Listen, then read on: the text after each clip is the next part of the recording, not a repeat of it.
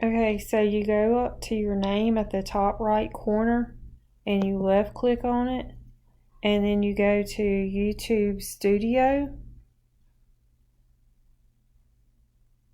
And then when you get into YouTube Studio, I think you click on videos and your videos should pull up.